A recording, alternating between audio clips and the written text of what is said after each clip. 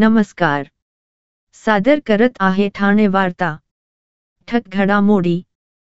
कल्याण ग्रामीण डोंबिवलीमधील 2,500 कोटीच्या घोटाळ्यात महापालिकेचे अधिकारी सामील असल्याशिवाय होऊच शकत नाही. श्रीनिवास घाणेकर यांचा गंभीर आरोप. कोण काय कोल्हे कुई करतो त्या प्रत्येक गोष्टीला उत्तर द्यायची गरज नाही. प्रताप सरनाईक.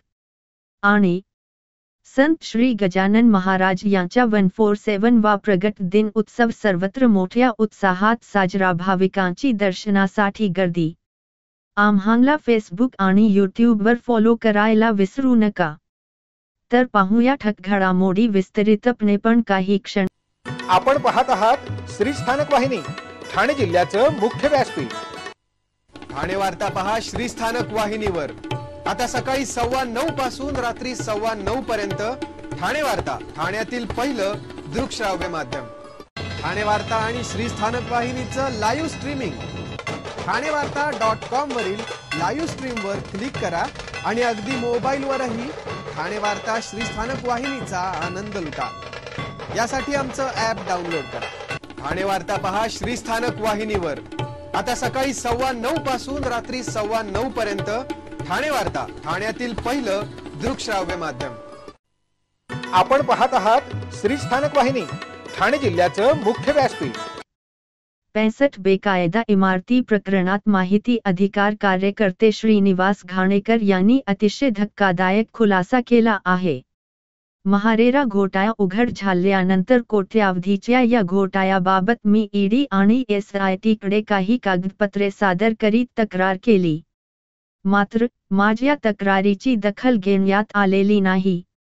जवळपास 2,500 कोटीच्या घोटाळ्यात महापालिकेचे अधिकारी सामील असल्याशिवाय होऊच शकत नाही असा गंभीर आरोप देखील घाणेकर यांनी केला आहे. कल्याण ग्रामीण डोंबिवलीमधील महारेरा फसवणूक प्रकरणातील 65 इमारतीवर KDMCकडून कारवाई करण्यात येणार आहे. या इमारती अधिकृत असल्याचे भासविण्यासाठी बनावट कागदपत्राच्या आधारे महारेराचे प्रमाणपत्र मिळवून हजारो रहिवाशांची भूमाफियांनी फसवणूक केली आहे. या इमारतीवर कारवाई झाल्यास हजारो कुटुंब रस्त्यावर येणार आहेत. या इमारतीमधील डोंबिवली पश्चिमेकडील गावदेवी हाईट्स या इमारतीमध्ये 47 कुटुंब राहतात. या इमारतीवर कारवाई होणार आहे. त्यामुळे या इमारतीत राहणाऱ्या सर्वसामान्य कुटुंबांची मात्र पायाखालची जमीन सरकली आहे. इमारतीमध्ये तमजल्यावर कस्तुरी संदीप प्रधान या 55 वर्षीय महिला राहतात. त्यांचे पती संदीप प्रधान यांचे मागील वर्षीच आजारपणामुळे निधन झाले. कस्तुरी या अपंग आहेत. त्यांचे पती संदीप यांना 50शीत शुगरचा त्रास सुरू झाला. आजारपण बावरल्याने त्यांच्या पतीचे वर्षभरापूर्वी निधन झालं. पतीने साथ सोडली आहे. मुलगा रिक्षा चालवतो. कस्तुरी यांच्या आई त्यांना दररोज सकाळ संध्याकाळ जेवणाचा डबा आणून देतात. इमारत अनधिकृत असून ती तोडण्यात येणार असल्याचे माहिती त्यांना मिळताच त्यांच्या पायाखालची जमीन सरकली आहे. मुलाच्या हाताला काम नाही. पतीचे निधन झाले. स्वतः अपंग अशा हालकीच्या परिस्थितीत दिवस काढत असतानाच डोक्यावरचे छप्पर देखील जाण्याची वेळ आल्याने कस्तुरी हतबल झाल्यात. आमचं घर अधिकृत झालं पाहिजे किंवा आम्हाला दुसरं घर द्या अशी मागणी त्यांनी केली. कल्याण डोंबिवली महापालिकेच्या 65 अनधिकृत इमारतींवरील कारवाईच्या पार्श्वभूमीवर शिवसेना, शिंदे गट आणि शिवसेना, ठाकरे गट यांच्यात आरोप प्रत्यारोपांच्या फैरी झडत आहेत. ठाकरे गटाचे कल्याण ग्रामीण जिल्हा प्रमुख दीपेश म्हात्रे यांनी शिंदे गटाचे डोंबिवली उपशहर प्रमुख सुजित नलावडे यांच्यावर गंभीर आरोप केले आहेत. बेकायदा इमारती उभारणाऱ्या टोळीचा म्होरक्या पोलीस संरक्षणात फिरतोय असा आरोप म्हात्रे यांनी केला आहे. यावर प्रत्युत्तर देताना सुजित नलावडे यांनी पत्रकार परिषद घेत मोठा गौप्यस्फोट केला आहे. मी या इमारती उभारल्या तेव्हा जेलमध्ये होतो. माझा याच्याशी काही संबंध नाही. उलट विधानसभा निवडणुकीत दीपेश म्हात्रे यांनी माझ्यावर प्रचारासाठी दबाव टाकला होता. मी प्रचाराला गेलो नाही म्हणून त्यांनी मला ठार मारण्याचा कट रचला, असा गंभीर आरोप नलावडे यांनी केला. नलावडे पुढे म्हणाले, माझ्या हत्येचा कट शिजतोय. पोलीस संरक्षण काढायचा प्रयत्न सुरू आहे. जर सुरक्षा काढली तर मला ठार मारले जाईल असं त्यांनी म्हटलं आहे. डोंबिवलीतील 65 इमारतींवरील कारवाईमुळे हजारो कुटुंबे बेघर होण्याच्या भीतीत असताना राजकीय नेत्यांमध्ये मात्र जोरदार संघर्ष पेटला आहे. आता या आरोप प्रत्यारोपांवर प्रशासन आणि पोलीस काय भूमिका घेतात याकडे लक्ष लागले आहे. राहुल गांधींना छत्रपती शिवाजी महाराजांबद्दल काही माहिती नसावं. गांधी परिवाराने केवळ नेहरू, गांधी आणि काँग्रेसविषयी बोलावं. देशातील आराध्य दैवत बाबत त्यांनी काही बोलू नये. त्यांना काही माहिती नाही. राज्यासाठीच नव्हे तर देशासाठी छत्रपती शिवरायांनी काय केले हे राहुल गांधींना माहिती नाही. त्यामुळे देशाचे विरोधी पक्षाचे नेतृत्व करणारा व्यक्ती शिवरायांना अशी श्रद्धांजली वाहत असेल तर मी त्याचा धिक्कार करतो. मी त्यांच्या वक्तव्याचा जाहीर निषेध करत असल्याचे परिवहन मंत्री प्रताप सरनाईक यांनी सांगितले. देशात शिवरायांना मानणारा सर्वात मोठा नेता कोण असेल तर ते नरेंद्र मोदी असून शिवरायांबद्दल बोलताना मोदींची छाती फुलून येते. त्यांच्या मनात शिवरायांबद्दल प्रचंड आदर आहे. त्यामुळे या विषयावर न बोललेले बरे. संजय राऊत आणि एकनाथ शिंदे यांची तुलना होऊ शकत नाही. शिंदे साहेबांनी ज्या पद्धतीने महाराष्ट्रात झंझावात निर्माण केला त्यामुळे खरी शिवसेना कोणाची हे आम्ही दाखवून दिले. कोणीतरी सकाळी उठून कोल्हेकुई करतो त्या प्रत्येकाला आम्ही उत्तर द्यायचे योग्य नाही असेही त्यांनी सांगितले. आगामी स्थानिक स्वराज्य संस्थांच्या निवडणुकांमध्ये शिवसेनेचा झंझावात आपल्याला पाहायला मिळेल.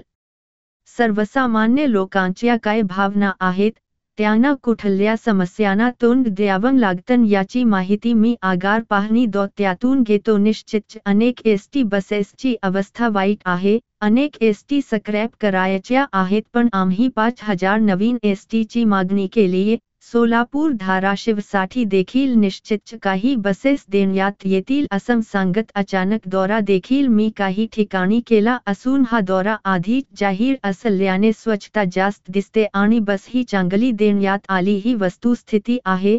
पण सर्वसामान्य लोकांनाही चांगल्या एसटीतून प्रवास करता यावा यासाठी सरकार प्रयत्नशील असल्याचे प्रताप सरनाईक यांनी सांगितले.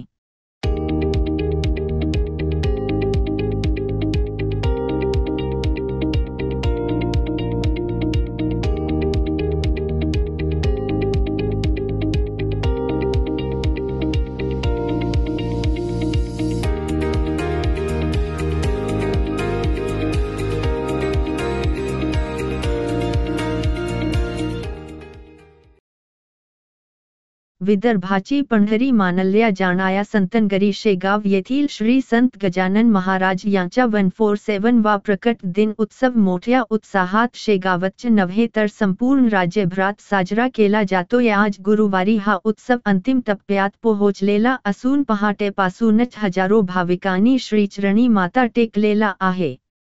संस्थांच्या वतीने मागील आठवड्याभरापासून विविध धार्मिक कार्यक्रमांचे आयोजन करण्यात आले होते.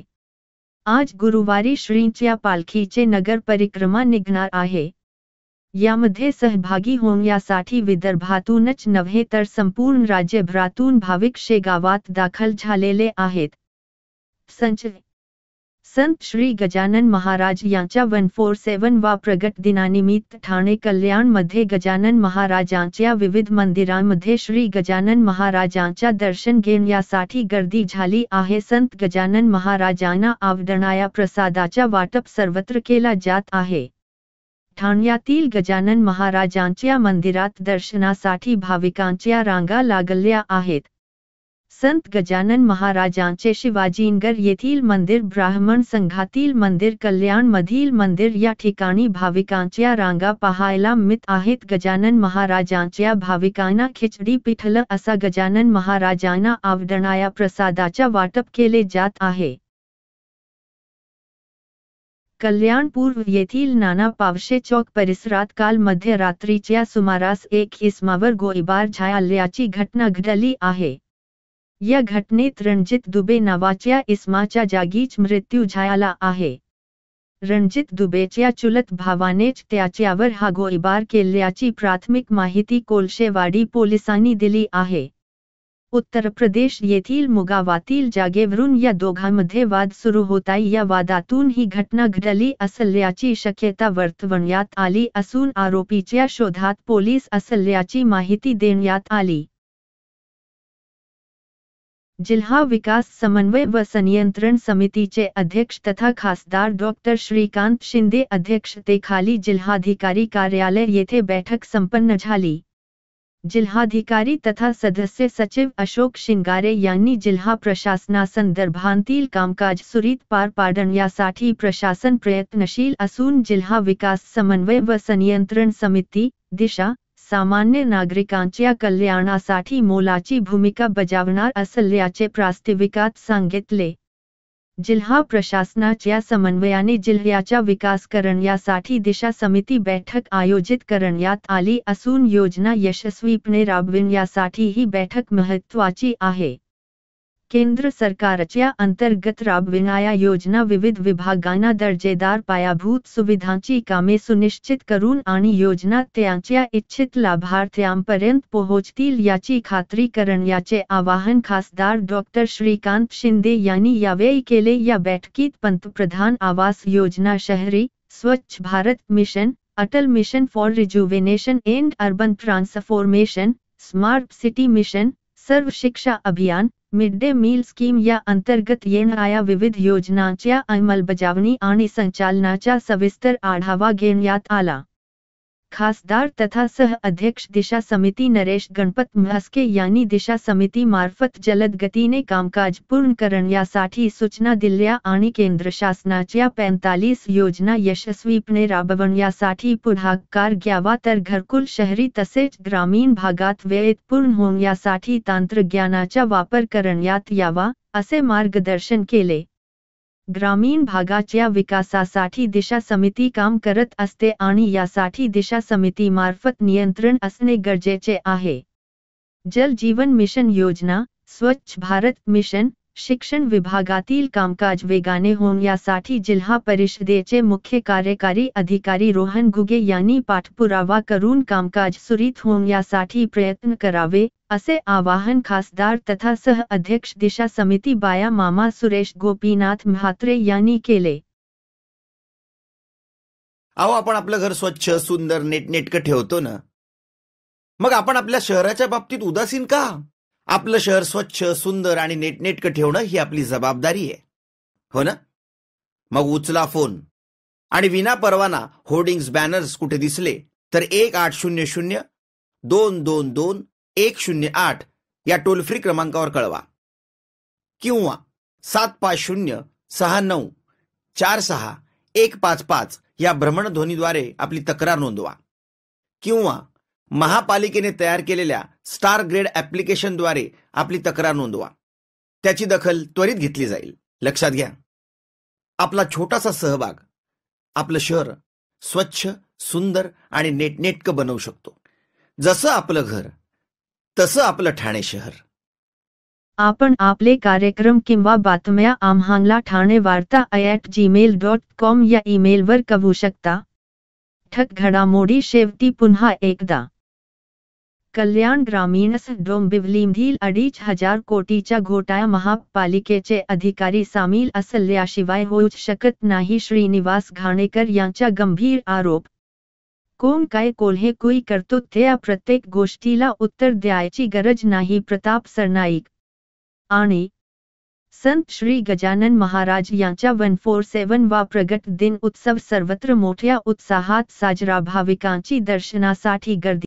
या होत्या ठाणे वार्ता। आपली एखादी बातमी बघायची राहून गेली असेल तर आपण ठाणेवार्ता.in या आमच्या संकेतस्थळाला किंवा आमच्या फेसबुक पेज संच यूट्यूब चॅनेलला अवश्य भेट द्या। तर मग पुन्हा भेटू पुढील बातमीपत्रात फक्त श्रीस्थानक वाहिनीवर। धन्यवाद।